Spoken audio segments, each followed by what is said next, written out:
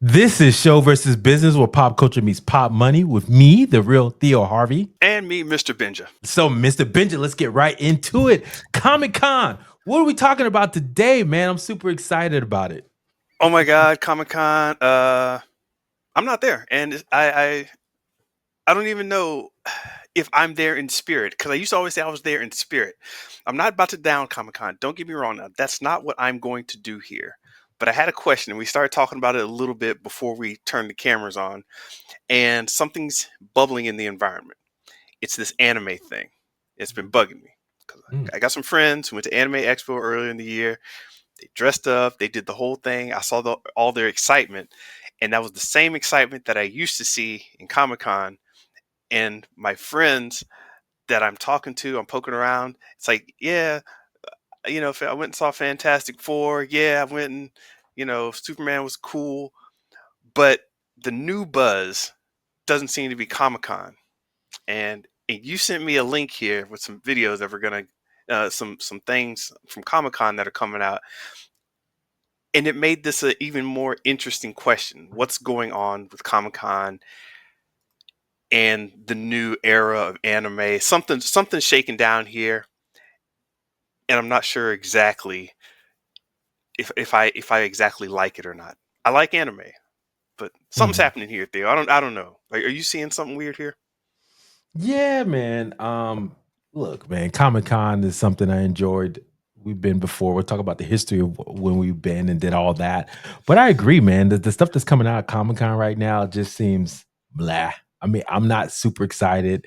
And maybe because we're also in the malaise when it comes to superhero genre movies at the same time. So it's kind of like Right. they're tracking along the line. Because so Mr. Benji, remember we were at the tip of the iceberg when all the movies were about to come out. The Avengers were going to announce the cast, and we stayed in that 8-hour line to get to Hall H. And that was like, oh man, we're right here. Prior to that, Comic-Con, right, has always been around. Yeah. You've been in San Diego, but do you remember what was like the top kind of genre storytelling at the time when we started to go to Comic-Con? Holy crap!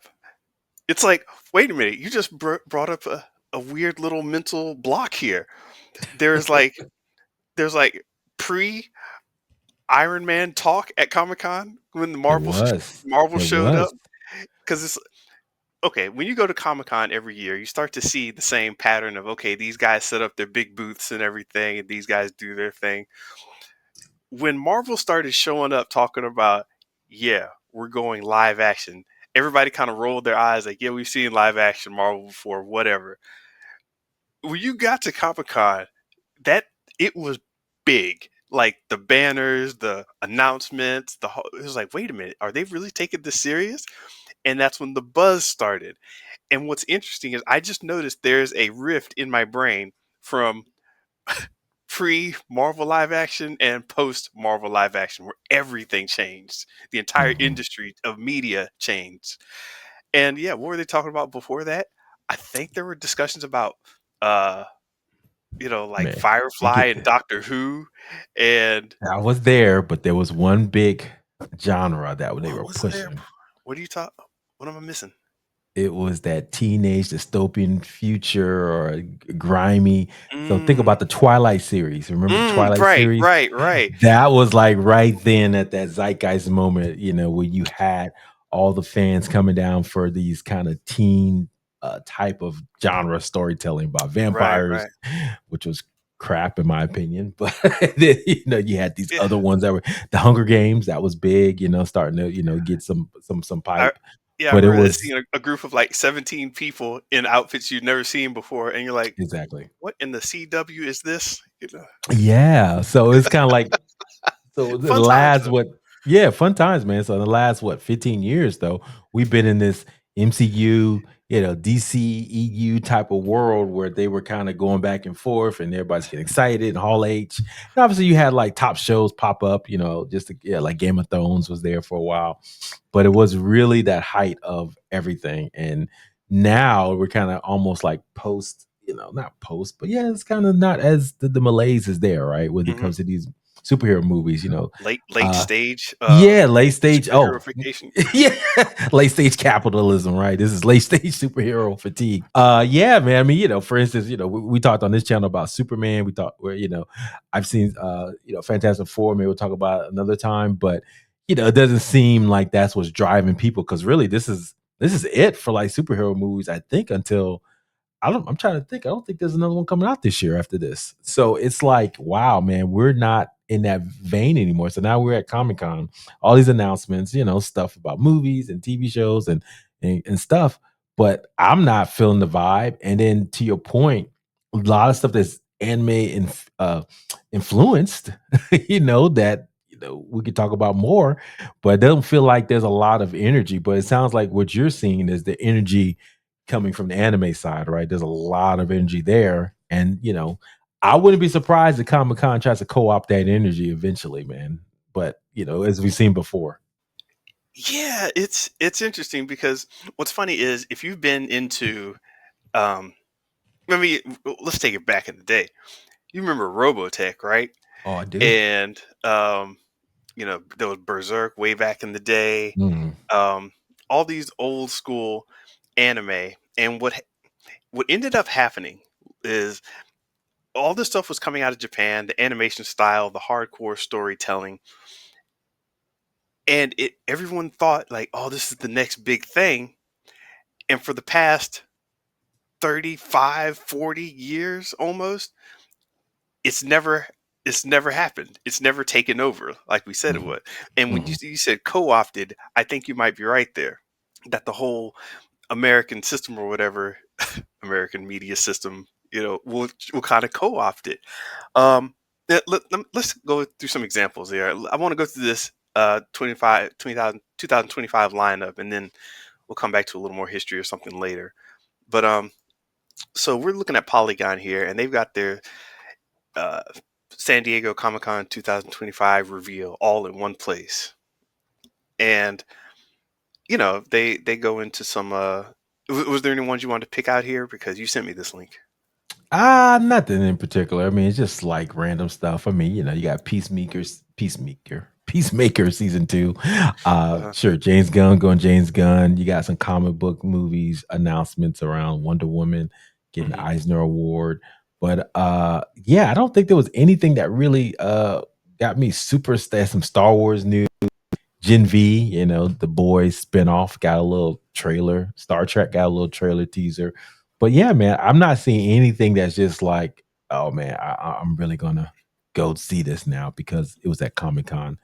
Um, I don't know, man. It's like doesn't seem anything that's super interesting to me. I mean, heck, they got what Anne Rice. I guess they have a third series on Anne Rice's, you know, interview of a vampire kind of universe. I'm like, okay, that's a thing. Yeah, So it's like, what are we doing here, man? right. Alien versus Captain America, sure. I mean, it's just like, dude. I mean, I get it, it's Comic Con, but I'm not getting that same energy like before, man. So I'm just throwing It's like everything's just getting thrown on the wall. You know, are you not entertained type of status, right? But there's Wait a no minute. Actually cohesive did thing. I actually didn't know Captain America was going to fight the xenomorph from Alien. And so what? You're hype? You're hype about it now? That got you, huh? I'm That's coming funny. back. I'm going back to Comic Con. Where's my cosplay foam? I got to build up a xenomorph and have a you know Oh, a dead Captain America. did you see the images going around Galactus was walking around Comic-Con? Did you see that Yeah, mess? that guy was pretty cool.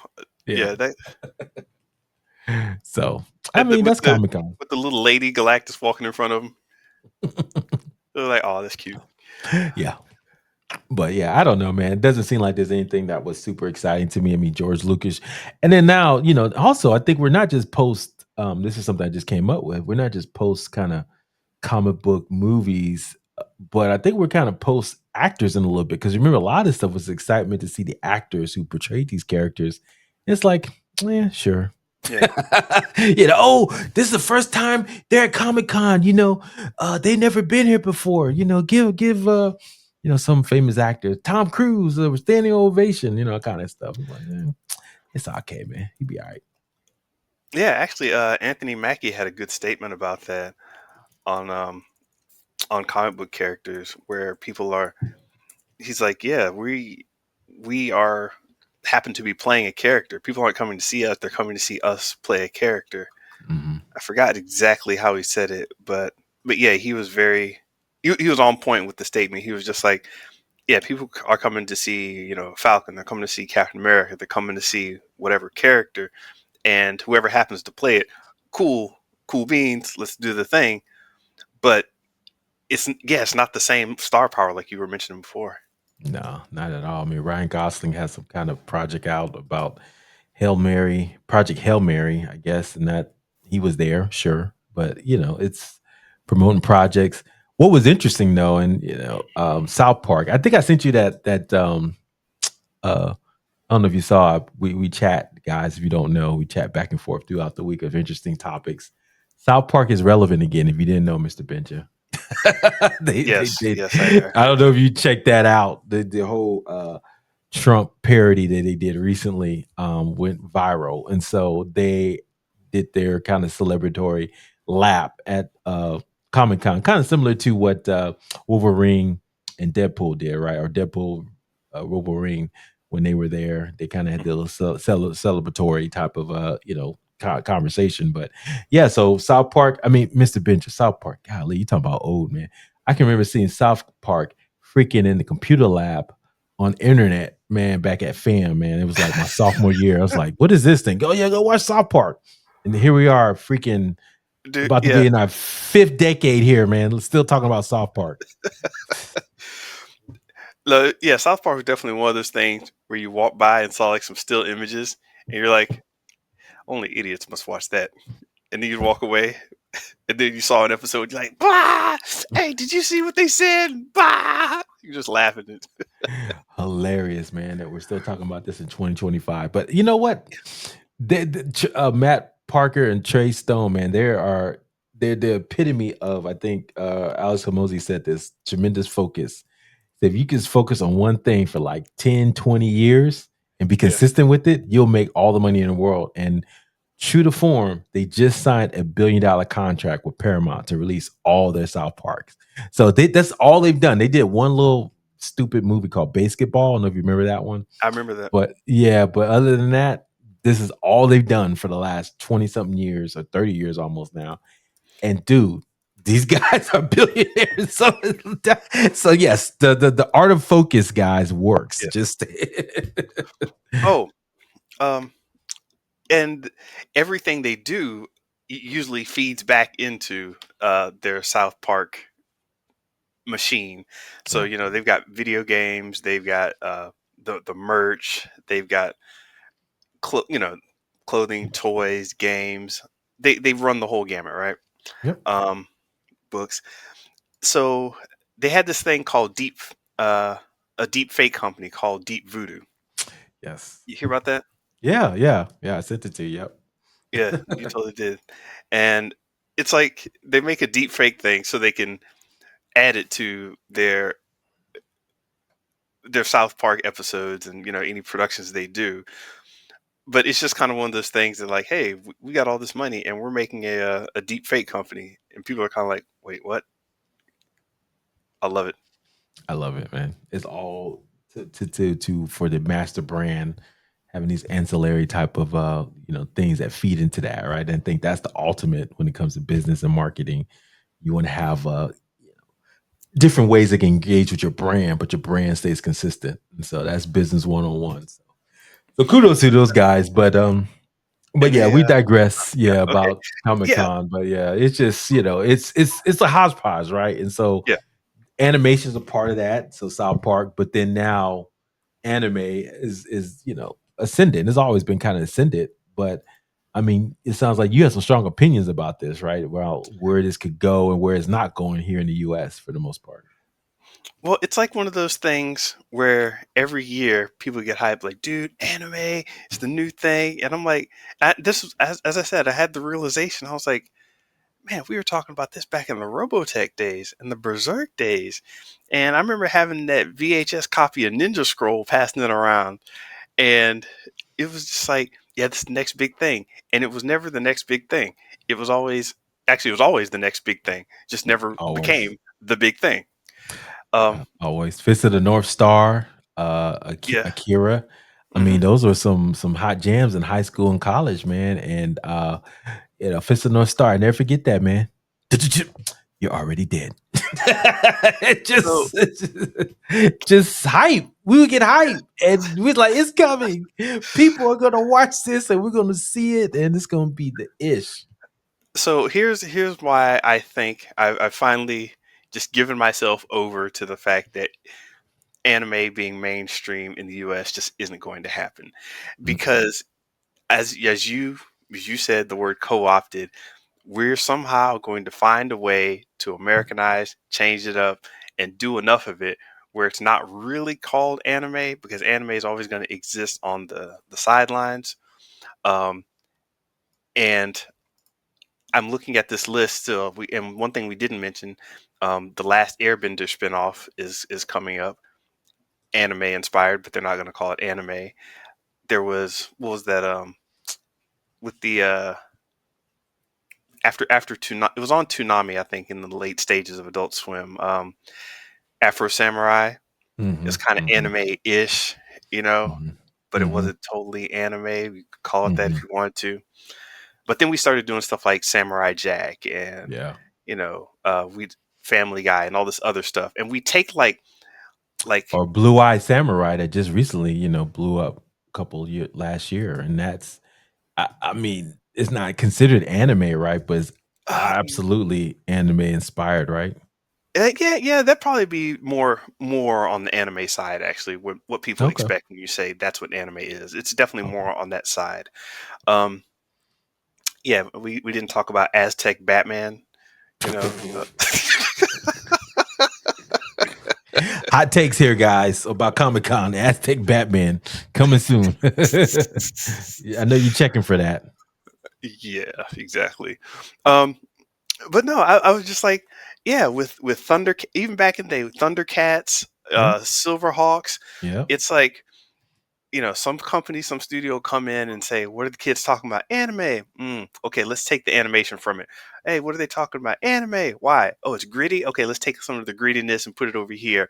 Oh, crude humor and this and that. Okay, let's take some crude humor and make South Park, Family Guy, all these other shows. Well, would Last Avatar be kind of anime inspired though? I mean, Absolutely, absolutely. it was a huge hit here in the United States, but it Hmm. absolutely was inspired by anime. And then obviously what they're doing now is, with One Piece, right? They're live Hmm. action in it, right? They're trying to create Yeah, that has never been translated. It's still anime, magma, right? And still doing its thing. But now it's been uh, sprinkled a little Hollywood juice on it, and now it's live action, right? So it's yeah, kind of yeah, like, they're to your point, they're co-opting anime as opposed to just like, here's the raw and cut, guys. You guys know you want it. Here it is. But I don't think that's going to happen with Comic Con, right? Because they're yeah. just going to try to find a sanctifier, right? Some kind of way to kind of make it US versions that people can understand. Because be honest with you, I'm not a total fan of anime. I think we talked about this on this podcast, man. It gets too Yeah, it gets too hokey with the big eyes. I mean, Teen Titans, right? That's kind of anime inspired, right? I mean, sure, with the sure. the goofiness, and my kids love it, but it's just Go. You mean? like, yeah, Teen Titans Go. But the goofiness, wait a minute, before that, there was Teen Titans, wasn't there? Yeah, Same voice actors, there was better animation, but they still did some goofiness in that they that would. They version. would. So it's Yeah. not like the goofiness doesn't go away, man. No, it does not go away. But yeah, it's strange, and I'm looking at this news report from the Hollywood Reporter, and it's Netflix says 50% of global users now watch anime, reveals expanded slate. So I think with Disney having Star Wars and Marvel, and DC being at Max and everywhere else all over the place, and I remember we had the hero movies, Dead or Alive, where you needed something heroic or you were just flat on your face. And I think Netflix has said, you know what, we don't have traditional heroes, so we're going to start pulling from this anime roster a bit more directly, which is the live action push, which I think is really cool. The article goes on to say Netflix doubled down on its global anime strategy over the weekend, unveiling a slate of new titles. And according to them, um, more than 50% of its members, amounting to over 150 million households, now watch anime. It's crazy. Not that they have access to it, they sit down and watch anime. And anime viewership on the platform has tripled over the past five years. Yeah. That's crazy. I mean, Netflix is like that canary in the coal mine. It has so much stuff on there that any growth in any area they're gonna know about before anybody, right? And so they'll Yeah, invest heavily in it. And so they see anime as a growth engine. So there's gonna be more anime coming soon. Just like if there was a reality show, they'll do more or these documentaries that they do on lately. So Netflix can see all that data. So for them, it makes sense for them kind of go all in on some of this stuff. I mean, talk to me a little bit about like this other conference, right? That the Anime Expo in Los Angeles. Did you yeah. go or you heard friends of went? You said the energy was there. Kind of talk a little. I've never been before. What's that experience like? So I haven't been to Anime Expo in a while, or any of the bigger anime things in a while. So I don't know what they're doing now, but always getting news reports on how crazy it is, how packed it is, how many people are showing up, and that fandom is strong, and it's not based on the influence of the Hollywood studio system like Comic Con is. Mhm. Comic Con, I mean, they call themselves pretty independent or whatever, but they've got all this corporate money, flying in and basically forming that culture. But with Anime Expo, you got to remember kids growing up now, they're using they're using Crunchyroll, Funimation, they're just streaming whatever they want. They're talking about things. They don't have to listen to what DC says. I mean, not DC, HBO Max says. They don't have to Mhm. listen to what Disney says. They're like, no, we got this thing. And there are like a bunch of anime sites online where you can just kind of stream whatever. Crunchyroll comes in and tries to shut them down and stuff. But basically, you've got a way to get access to all this stuff that you never saw before. Mhm. So, the popularity and accessibility has just been growing and growing. So, And you know where it was like a couple years ago when I knew young black kids were into anime. That yeah, blew my mind. I mean, I was like, wow. So because you remember back in the day, I can remember literally to watch Akira in high school, man. I had to look around the corner, making sure nobody saw me. And I got my buddy, shout out Tim. He said, "Hey, I got the goods, man. You want to come to my house and watch it?" I said, yeah, "Okay, yeah, yeah, yeah. Shh, don't tell nobody." So I'm after basketball practice, I'm heading over to his house, man. We watched Akira. I was like, "Oh my god!" And it was like, it was like hush hush, man. You didn't talk about that stuff to nobody else. And now these kids are like Naruto, and they already know the memes, and they just like, they all in it, man. It's like yeah. I'm like, wow. So this is cool to be, Matter of fact, I saw this Netflix show. I think I told you about it. It was called Forever, about two young black kids falling in love in LA. And one of the main characters, he was a anime kid. So this is like, who knew? Yeah. I mean, as I said, it's always been there on the sidelines. This is why I've wanted for so long to say that, yeah, it's about to make it in. But you know what? I think there are too many like cultural barriers that are just gonna keep it from coming in full force. I think it's always gonna be third, fourth place and just kind of hanging out. It's well respected, awesome, makes a lot of money, but it's like, I don't know, maybe Aztec Batman comes out as just it is just the hotness, and that means you can't win off of something like a trueborn anime. Mhm. So you were saying some hesitation and resistance. What are some of those things, that are kind of resisting anime taking over here in the United States? Truly. Um, I think a lot of it's still like there are these. It seems like there's something that's with anime. It wants to remain so pure that the fans and the people will fight you if you say, "Hey, I watched the the overdubbed audio version instead of the original with subtitles. I'm Mm. like, there's usually so much visually going on where I'm like, you know what? I don't want my eyes jumping back and forth. I'll miss something visual if I'm trying to read, or I'll miss something in the text that I'm trying to look at.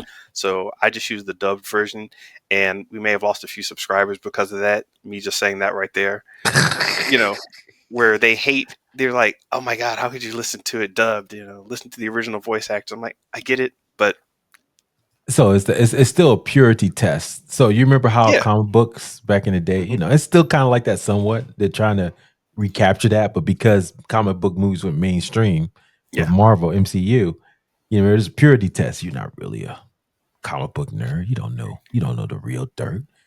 Get out here with that, man. You know Captain America, when Rogue and Dark, and you didn't know Spider-Man. It's like, so it sounds yeah, like yeah, that's similar to anime, right? There's this whole kind of purity yeah, test to determine your bona fides. And so that restricted comic books from blowing up for a long time, remember? yeah, So I yeah, think you're right. That could be a big part of that. That's probably my biggest thing is just you're right. If you listen to the dub, I feel like the dub doesn't give me the real, like I watched what's it called? What's that show? A Squid Game, right? And it's like you try to listen to the dub, and you like, I'm missing something, or somebody's just screaming randomly, and I told you I like you, like what is that about this? It's just yeah. random. And you go into the comments, and some guy from Korea, who was raised in New York and then went back to Korea, he's like, actually, I know both languages very well and understand the cultural differences. Let me explain what was happening. You see, in Korea, there's this thing with, when you like somebody, you do this and that, and so that's what they're trying to say there, and it doesn't translate. Yeah, And me as an American, I'm like, oh, all right, interesting, but I would have rathered something dubbed that I did understand. yeah, It- yeah. I respect, but when talking about getting over that hump, it's like, yeah, and furthermore, on a bigger plan, I guess a lot of this stuff just isn't family friendly, Yeah, there and it is. this is a weird thing with anime where you're talking to a culture that I'm talking about Japan here, the Japanese culture, very prim and proper, and you're dealing with a lot of teenage stories, and it's like, hey, if we're going to not be so buttoned up, squared off, and presenting this Japanese or this cultural front, um, then if we're going to present that in a way that talks to the youth, it's got to come out in this non-family friendly way, because that's part of the authenticity of that art form. Mhm. And it's like, even watching One Piece, early on somebody stabs themselves, and you're like, Mm. wait, what? And I've watched reaction videos of people, checking out One Piece, and they're like, oh, this seems like a good little kid show, and everybody's laughing and goofing, and someone like, wait, what? What? And they're just like, ha ha ha, ha, blood's dripping all over the place, and they're Yeah, laughing. Next thing you know, there's nudity, and you're like, what is going on? I thought this was a kid's show. And it messes with the American way of aesthetic. thinking about Yeah, things. It's not family friendly. yeah. None of them really are. I mean, few can be there, but it's mostly they always have one little thing that's a little off, color. Boy, I got my uncle saw Ninja Scroll. He was like, hey, them boys watching the cartoon. Let them watch that cartoon. Man, he came in and heard some of the cursing and saw some of the blood. Like, what is that y'all watching? Boy, give me that tape right now. I thought y'all watching some Tom and Jerry. This ain't no Tom and Jerry. This ain't no Oh GI man. Joe. Oh man, we're not gonna get into the H word out there, man. With eels out there and getting to Yeah, folks messing with Sailor Moon. We're not gonna talk about all that, but yes, there's some extracurricular stuff over there. And then yeah. Akira. I mean, just watching that for the first time, when just weird stuff going on and just basically exploding bodies. You just like, what are we What? watching? Yeah, Yeah, because we're not used to anime, growing up. Even Robotech was saying, I'm sure it was, sanitized. sanitized for us, so we didn't really see all the, they're robots. Oh yeah, the robot blew up, but who cares? We don't care. It's just a robot. So Yeah. kind of like GI Joe, right? Everybody parachutes out at the last second. Yep. So it's like we're not used to like stuff where we see visual stuff like that. I think now, to your point, it's a little bit better now. We're kind of more anesthetized to it. We don't really care about that stuff. But yeah, I agree. It's just not as kid friendly. And that there may be a reason why it's not, taking off as much. Oh, right. Taking off. I thought you meant like Yeah. taking off the air. It's not a. No.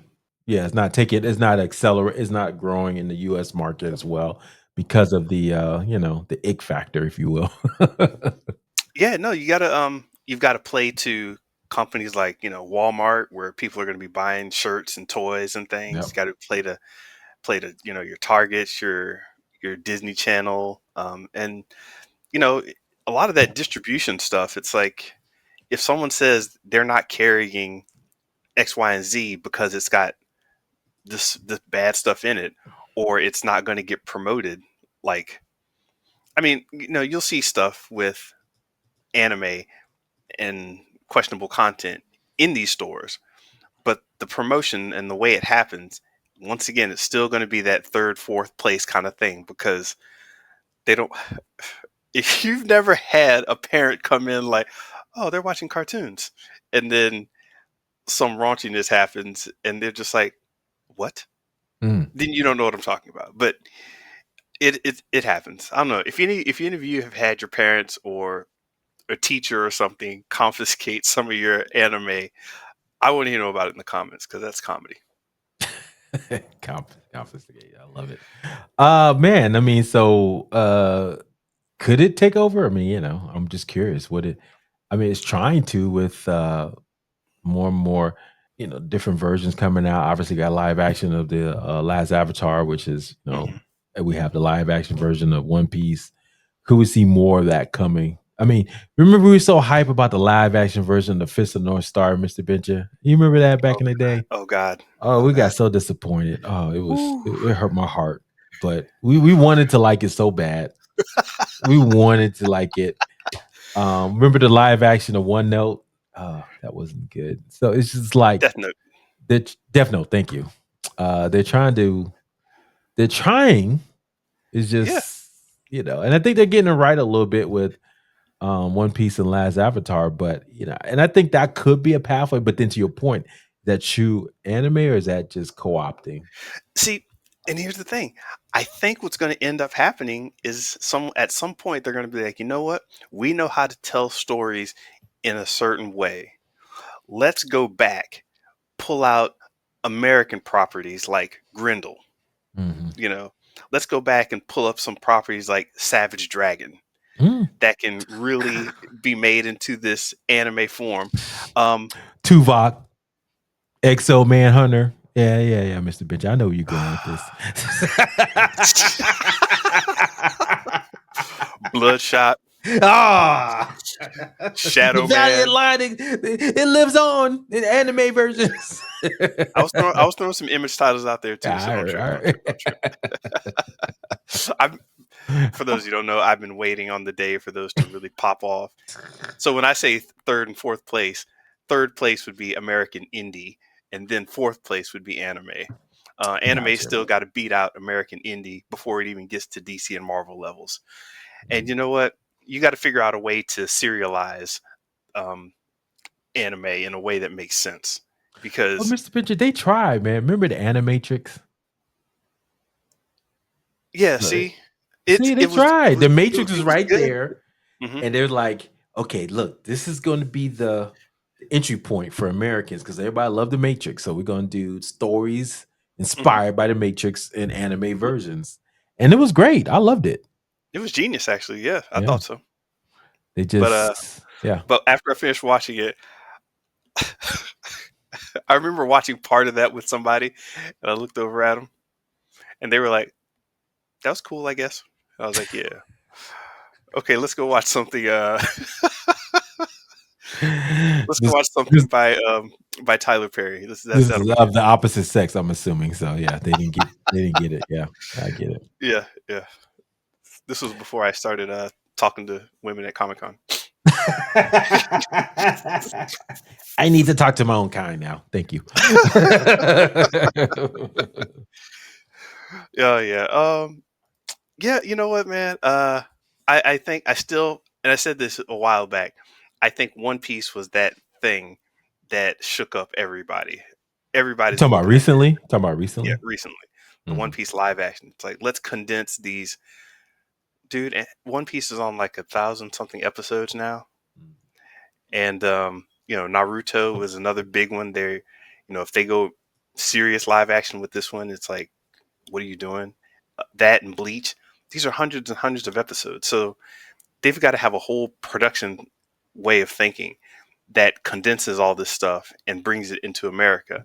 Now you could do all that work, or you could just, as I said, start pulling from American ideas and try to make those work, Mhm. like The Boys, Invincible, live action. You know what I mean? Mhm. What do you do? You've got tons of American comics ready to, you know, take all of anime's thunder, if you will. Well, yeah, good point. Yeah, yeah, Invincible is another kinda anime fuse, right? I mean, it's based on a comic book that's like that, pretty raw and uncut. But yeah, that animation is absolutely, very violent, and they hold no punches with that, so, but without the hokiness, right? Yeah, I enjoy. And when I say this, let me be clear. Basically, I am just not a fan of like you're telling a story, tell a story, and everybody's it's pathos and everything. And the character out of the blue, his eyes gets big. I'm so hungry, and he's sweating. I'm like, oh, what is this? No, let me, just took me out of this whole yeah. story, and now I realize this is a cartoon I'm watching, and now I feel bad for myself watching a cartoon. I With sound don't want effects, yoing, yo yo yo yo, just no, I think that's nosebleed.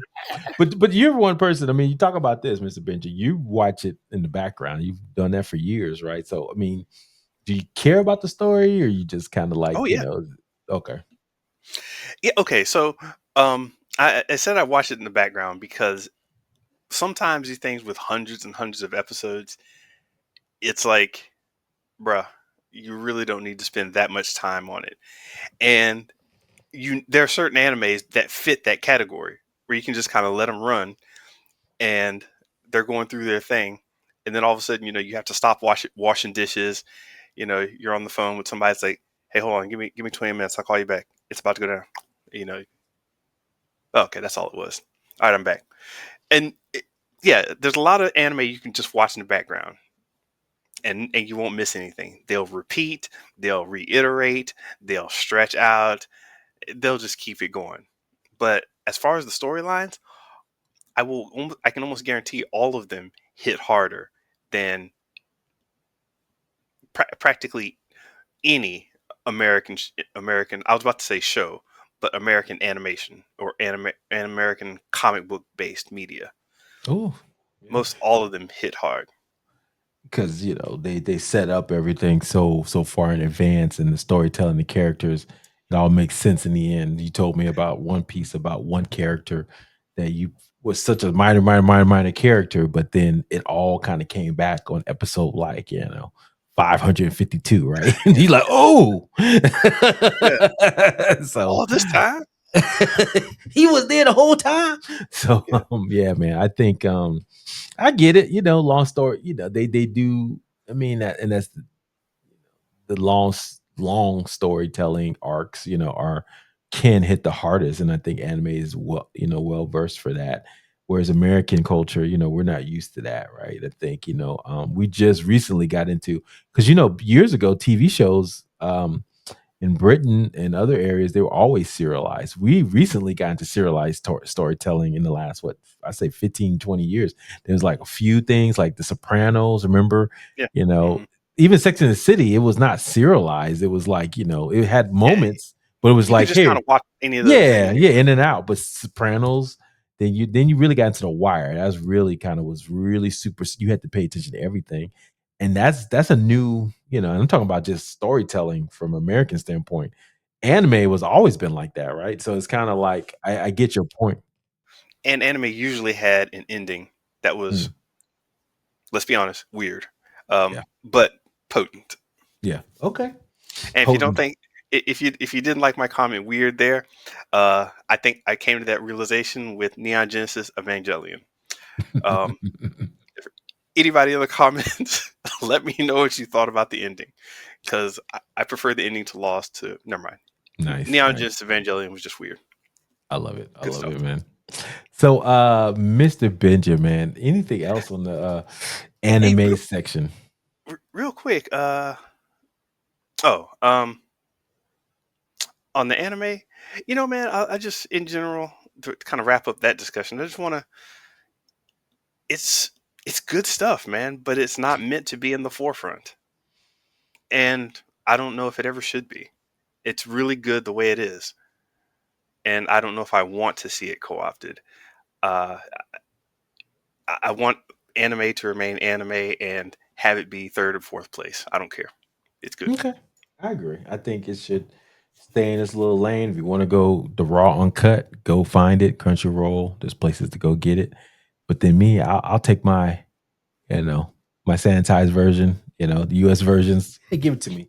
I'll mainline it right here. So, oh yeah, Mr. Bitch, I know that storyline. Yeah, I know. Yeah, yeah. That's when you know, Luffy, Michael, Luffy the monkey. He said, I got you, right? Stuff like that. I'm there. I'm there. I know it. No, Yeah. yeah, that's me, man. But everybody has their versions of what they like. But Mr. Benja, couple of things real quick before we, I think we want to go to the comic section. But you know what? I wanted to kind of just give a few seconds. This is kind of outside. We didn't talk about this in the show notes, Okay. but we want to give a shout out to Theo. Oh, Michael right, Jamal right. Warner just Paul Warner. passed away. Yeah, man. My people always say, I used to always introduce myself as Theo. Yeah, from the Cosby Show, and that always I instantly remember that. connected people to my name and everything. When I introduced myself to you, Mr. Bridges, I introduced myself as Jr. or Theo back in the day. Do you I remember? don't remember, but it wasn't me you were talking to. But the. I remember we were around and you met somebody and you're like, "Yeah, Theo, like from the Cosby Show," and they're like, "Oh yeah," and it was that. I remember you doing that, and I was like, "Okay, yeah, of course, that's cool."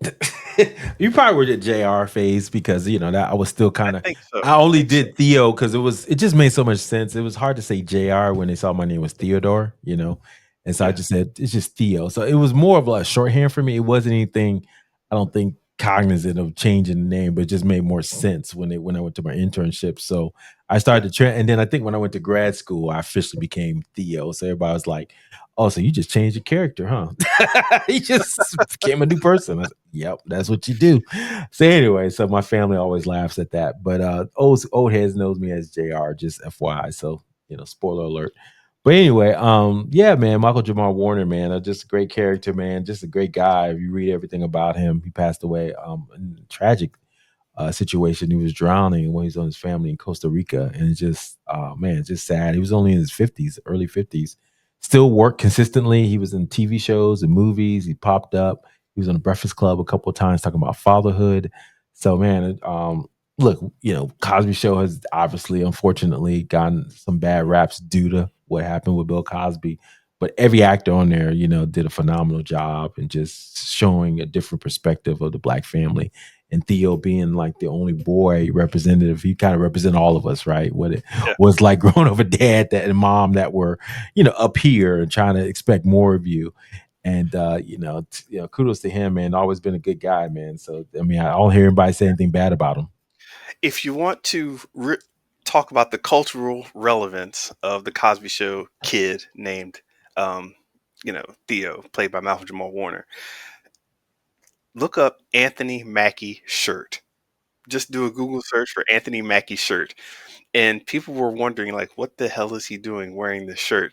It's a throwback to an episode that everybody would have seen in that era, and it was that strong of a that strong of an iconic show piece that he wore that shirt just like what and expected people to know, and we did. So And that's the sad part, man. Someone, there was I can't remember his name. He's on the internet. He does the video essays. He talked about there's no monoculture anymore.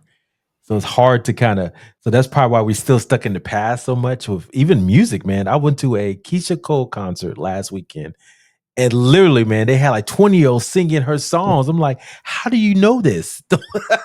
Like verbatim. And I'm like, Yeah. dude, this songs came out when, 20 years ago when I was freaking in, working at that point, and you had to be a baby. And they knew everyone's song. Cause I think since there's no monoculture. Ooh, hot take. Hot take. The monoculture is nostalgia. I'll take that.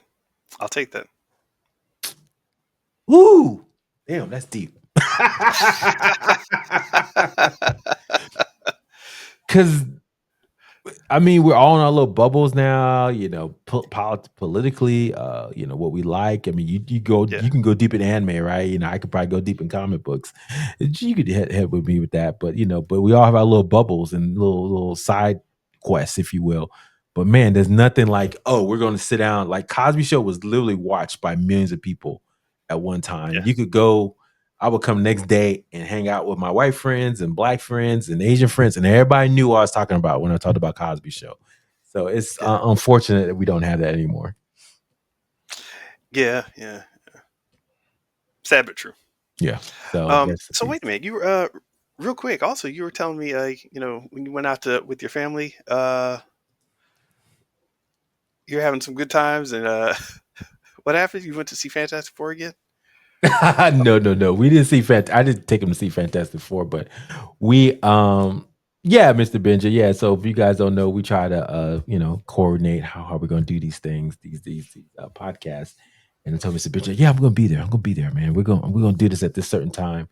So I'm sitting here watching Hunger Games with my kids. And so I watched the first Hunger Games with my daughter. She's 13. I figured this is a good because now she's a little older, so she's watching Squid Games and so she's get or Stranger Things. So it's okay to watch a little death and dirtiness, right? And stuff. And she likes horror films, so we watch some little horror films here and there. But so she watched Hunger Games. And I'll be honest with you, Mr. Benja, that thing still slaps, man. I'm a Yeah. fan. I'm a fan.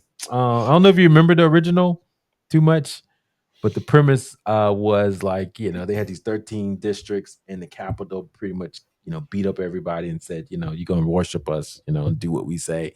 And in exchange for that, every year they would, have the male and female from each district fight each other in an arena. So it's basically another Japanese infused, inspired Yeah. kind of. Because what's that? What was the one? Battle Battle Royale. Royale. Yeah, exactly. Yeah. That's basically what it is. Yeah, we take so much and co-op so much here in the US. But anyway, that's what the Hunger Games is based on the book. And but the thing that always got me was the fact that it was like um the propaganda piece, right? How they would have to display themselves in front of TV. So the actors had to act like they were acting to get people to like them. And it was hilarious. Yeah. And I was explaining to my daughter about like, so the first two are about just, being this being a persona and having a brand so people will respect you and give you stuff in the arena so you don't get killed. And but these Lex movies are about war propaganda. So they're trying to hype up the main character, her name is Katniss, as a brand to get people to aspire to go fight. And I'll explain to her about propaganda and what it means and all that. And so I was really getting into it. I was like, oh yeah, yeah, this is what people do. In World War II, they would put all these little war movies up and get people hyped because they want people to go fight and they inspire them and they have images and they're trying to they're trying to persuade people that this is a symbol. Like I told her Yeah. about what's it called? Rosa Parks, right? She was a symbol. Yes, she was a Yeah. person, but she was a symbol to start the Montgomery Boyce boycott, right? To get everybody to want to boycott. And it's Yeah. like that sometimes you need that. And so she was like, okay. So we would get into it. And then I'm watching now. I'm like, oh yeah, Mr. Benja. I'm gonna go do this podcast, Mr. Benja, in about 30 minutes. And I end up falling asleep. So I don't remember what happened. So You got anyway, you got so hyped talking about propaganda in I the did. media machine. You I wore did. yourself out. I did, man. I did. So just That's it's good stuff, man. Just teaching your kids.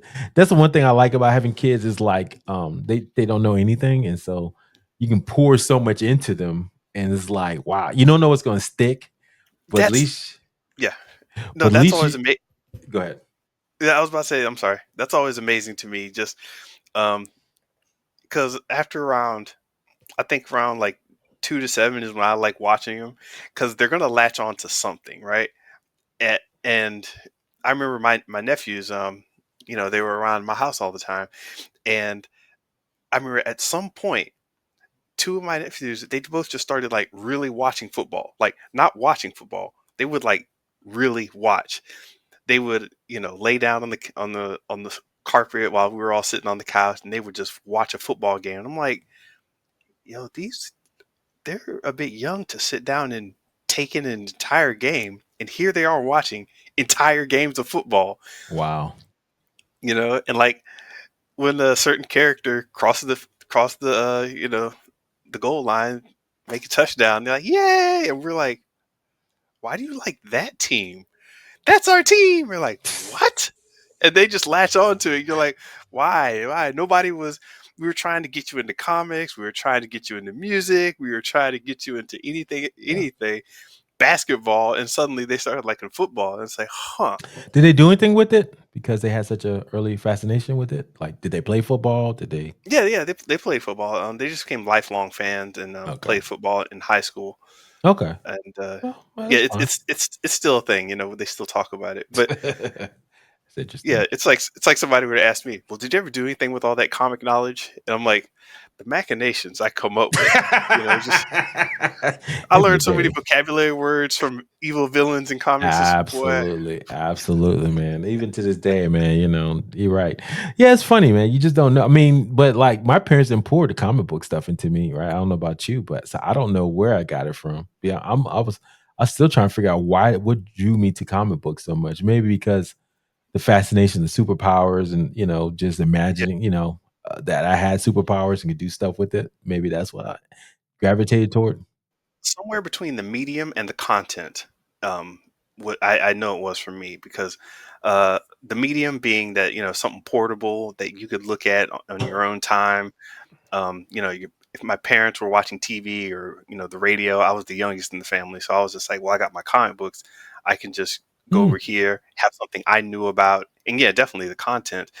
The characters I related to them: Spider-Man, the Hulk, Wolverine. They all had aspects that I was like, yeah, this is You know what it was for me because I can remember I was telling my dad this. So I went to go. I think I told you about. It. I took my dad to go see Superman because he took me when I was like freaking 5 or something to go see oh, the first that's Superman. great. I love that. So I can remember that. It's like wow, and because let's be honest, back in the day, we didn't have genre movies like this back in the day, right? You maybe got like 3 a year, if that, maybe 2. Got Yeah, E.T., Superman, and maybe Star Wars. In a yeah. year, and that was it, son. Everything else is, terms of endearment. uh, what's the other one? Yeah, Officer my and a mom made Gentleman. yeah, my mom made me go see Tootsie, and I was just like, Tootsie, yeah, exactly. Just what is all these this? all these adult themes about sacrifice and love, and it's like I don't care. I want to see some Star Wars, man.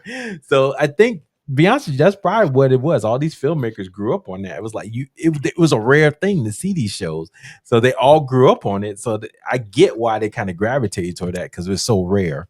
So anyway, I digress. But yeah, so for me, man, it's just like seeing that stuff was just so rare, and then I was like, man, I want to see more of that. Where can you find more of that? So back in the day, remember all we had was books, right? And comic books to kind of get Yeah. that. So you would find those books. Matter of fact, did I tell you I read the whole Robotech series in high school?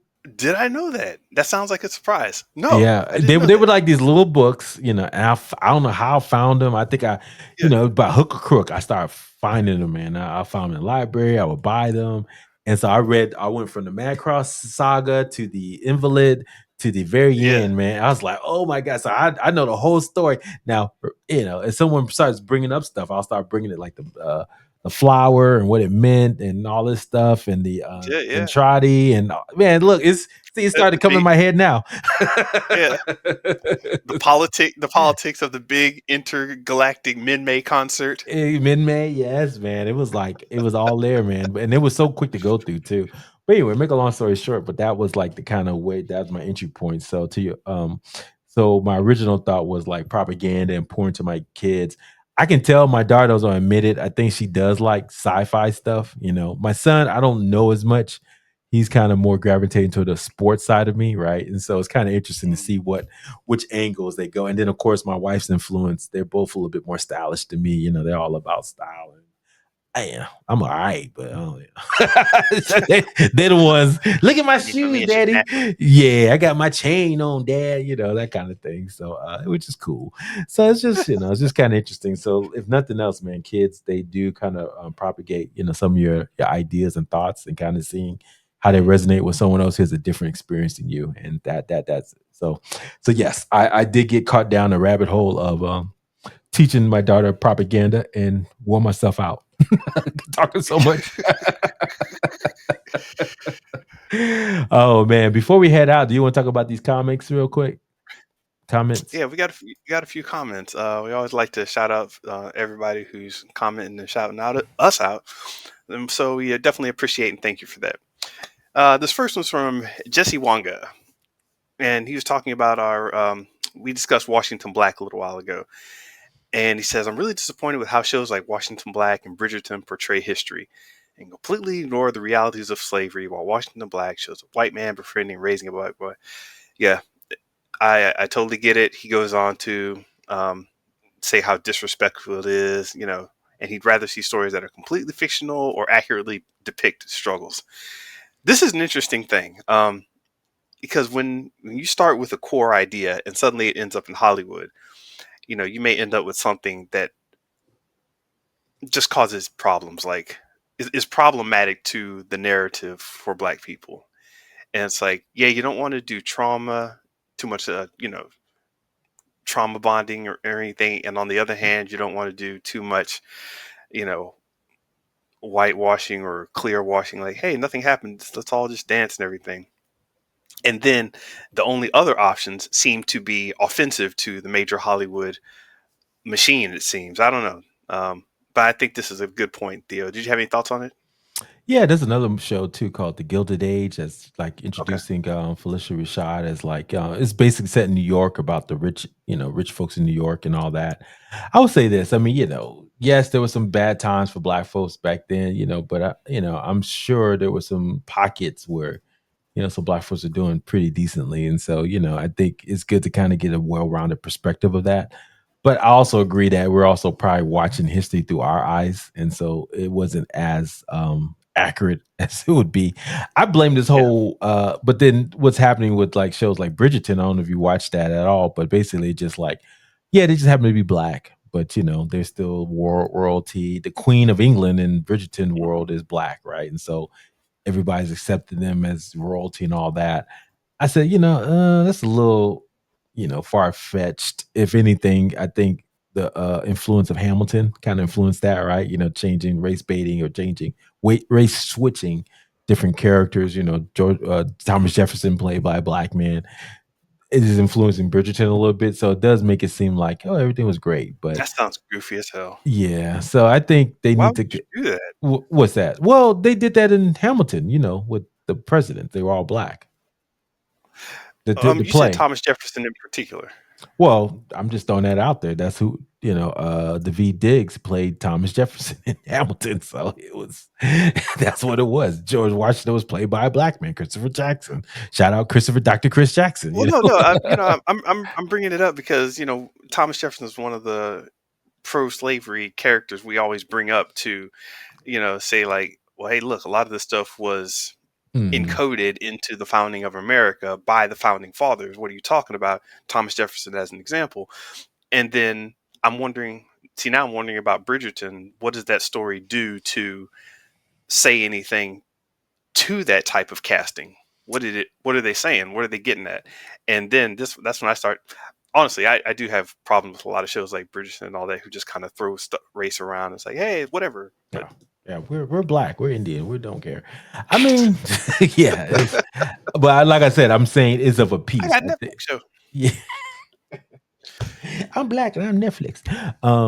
But it's of a piece. And also, man, this is so many levels to this. I mean, did you know uh Ted Sarandis, his wife is black, Matter of fact, that's why he did the Godfather of what's that guy's name? He was the one about he helped P Diddy and all those artists back in the day. He did a lot of their negotiations. They did a whole documentary on him. That was his wife's dad. But anyway, I digress. But um, it's fine. I mean, I get the person's point of view, and I agree that we need to maybe have something that's, yeah. I mean, but this has been a story as old as time, right? The white savior complex. That's what Yep. we talked about in Washington Black, right? White man befriending and raising a black boy. I mean, we talked about that, right? Well, there's so many. Yeah. That's just a trope that's out there. And then Bridgerton, there's a new trope now where it's like, we're all in a post-racial society thanks to Obama, which we all know is not true anymore because we're now in the Trump president administration. So I think it's just disingenuous, and I agree with the Yeah. commenter on some of this as well. Definitely. All right. Well, thank you, Jesse Wong, for that comment. Appreciate it. Always good to spark conversation. And if there are any flames in the comment section after we read this, sorry. All right. Next comment by Super Lugnut. We were talking about the new Naked Gun movie, and this person says, "Yeah, comedy movies haven't really been around lately. Between this and Spaceballs, too, hopefully comedies are being brought back." You know what? Even though we didn't really trip on the Spaceballs trailer and the news about it, maybe we do need more comedy, Theo. I would agree. Did you see the PSA that Liam Neeson's put out there for this comedy? He said we need more comedy in the theater. I don't know if you saw that. It's out there on YouTube's. No, no, no. Yeah, he did a public service announcement and saying, "Hey, we need more comedy in the theaters." I mean, it's kind of tongue in cheek, it's supposed to be funny, but he's right. I mean, they just had a big comedy that got premiered on Netflix. Did you know what that was recently? And I saw it last night. No. Exactly. Happy Gilmore 2 got released All last night. right. Yeah, and on Netflix. We talked about it on one of our trailers, and it kind of went out with a wet fart, right? No one's like really talking about it, right? It's like, and I watched it. I mean, it has its moments, but it does seem like, kind of like, which I knew when I talked about the trailer, uh, shades of Coming to America too, right? It's just like all these old folks, Mhm. everybody wanted to be in it. I mean, they literally have everybody in it, but it's like, okay. So what's the point of this movie? But anyway, it has moments of fun. But like I said, comedies are just not, in theaters anymore. And so I'm just curious to see how Naked Gun does. And so that's why they put that PSA out there to kind of get people to go see it in the theaters. Yeah, I can't see. If a comedy is really going to be a hit in the theater, what's it offering? Are you encouraging people to throw popcorn and everything, or just have a good party time? Hmm. It's interesting. Huh. That's a good point. Hey, when's the last time you seen a comedy in the theater? I guess that's not a Marvel movie. I mean, that Marvel has some funny moments in it. Yeah, exactly. So it's You're kind of right. like hard to see. They're trying so hard. They had like a R-rated comedy with Jennifer, what's her name from the Hunger Games? Can't remember her name right now. But anyway, she did a R-rated comedy not too Garner. long ago. No, not Garner. So many Jennifers, man. Don't hurt yourself. It's gonna be a Wait, lot of what's her Jennifer. name? You're right. You're right. Lawrence. Jennifer. No. Yeah, Lawrence. Thank you. Jennifer Aniston, Jennifer Love. Who you? I just put Jennifer. There's like 8 Jennifers came up. So anyway, Yeah. Jennifer Lawrence. She had a R-rated comedy that came out. I think it was last year, 2 years ago, and it did okay, but it was like forgettable. So it's like, I mean, it's very rare you're gonna get a comedy in the theaters, and so I see why Nigga Gun You had to need. put that PSA. Yeah. You might need to go super raunch if you're doing that now. Well, that's what they did. They did it with Super Ranch, and Yeah. that it was R-rated, and it still was not successful. So someone, Super Lugnut, I agree. I think comedies could be trying to be brought back, but it's tough, man. I think, it's because they're so they gotta get the price point right. If they gotta get they don't want to look cheap in the movie theater, but then if they keep it too low, who's gonna be in it that's super funny? Because you gotta pay these folks, and then also uh, what's the angle? Is it cinematic enough, right?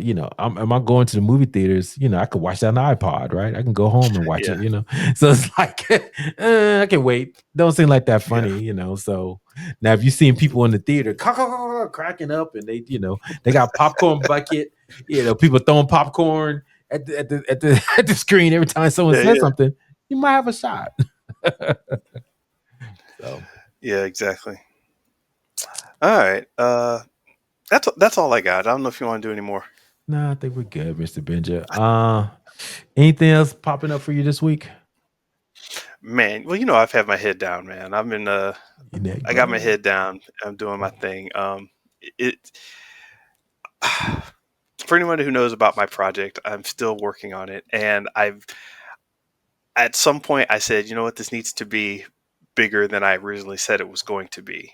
So it's late, but it's a good kind of late. And disclaimer, I used to work for Rockstar Games, so we're going to make stuff late, and you should expect that by now. Will this book come out before GTA 6? I don't know. You've seen you've Damn, seen you those gonna comments, right, Thea? benchmark it. You're gonna benchmark it to GTA 6. I love it. You've seen that in the comments, right? Where it's like, oh, we got this before GTA 6. Are you gonna promote it like Alex Hormozy? You gonna have a small version, a bigger version? Ooh, that's a good idea. We should talk some promo strategies later. Yeah, I yeah, got some yeah. ideas though. Yeah, yeah, man.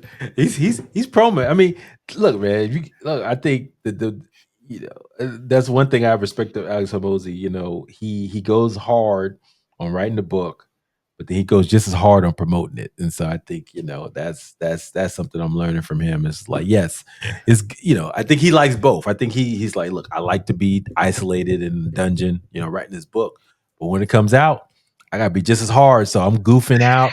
I've seen him doing stuff I've never seen, like Yeah, running. wearing a toga, running around with Yeah, I was just like, the what? green screen Yeah, characters. what is this, man? Who's this guy? So, but hey, man, yeah, he's business 101, man. Just like you got to put yourself out there, man, if you want to promote it. So, doing Yeah, live interview, talk to people, give them live yeah. advice. He's never done that. So yeah. I will tell you, this process is like going to outer space. I'm learning the way I'm doing this book. I don't write linearly, by the way, from front to end. Growing up making video games, I don't write linearly, so I messed up. But uh, it's like going to space where you learn so much about. Oh, we have to develop a new type of subsection of mathematics and trigonometry to calculate this. I'm like, oh, I gotta learn a new way of editing, so I can do it in 1 hour between when I wake up and when I have to go do X, Y, and Z. Boom. All these tactics are crazy, man. Mm. Oh man, well definitely. We'll be excited to see the project when it gets released. Yeah. Yeah, I'll be in training next week, continue to build up my speaking communication skills, traveling a little bit. Yeah, man, Oh, okay. summer's over, man. So just trying to prepare for the second half as building my brand up and at my channel as well. So just learning a lot over there. So that's kind of like my goals right now. But yeah, man, this is just grinding like everybody else, man. Just we just don't know where the world's gonna end up. So you just gotta just do you, man. Yeah. Dude, Yeah. you hit it right, man. I think that's the goal. So yeah, just learn a lot, man, and just super excited about brand building and just understanding this YouTube and stuff like that. So that's kind of like my hypeness right now. And of course, my core business that's still chugging along, trying to accelerate that so we can do some other things with it. But other than that, Mr. Benja, man, this has been a great podcast. As always, good to catch up with you again. Guys, I hope you like it. Look, go subscribe and comment, man. Go check out Show versus Business on X, Yeah. Threads, YouTube, and Instagram. Go listen to Spotify, iTunes, or wherever you listen to podcasts. And, check out our website, Show versus Business. And definitely check us out individually because we're more likely to talk that noise with you that you get right here. Absolutely. Yeah. So go check out The Real Theo Harvey and Mr. Benja. Mr. Benja on all the socials. Everyone, have a great one. Peace.